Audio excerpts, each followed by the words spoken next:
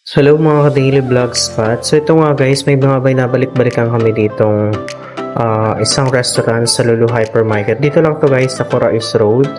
Ayan, so binabalik-balikan namin dito yung lasa ng pansit guys. So, bukod sa pansit guys, meron din sila mga iba't ibang ulam dito, kagaya ng mga Filipino foods, merong pizza, at yun nga, may iba't iba silang budget meal, 25 SR lang guys. Ayan yung mga luto nila guys. So, kung gusto nyo at nag-cravings kayo sa mga Filipino foods, puntahan nyo na ito guys.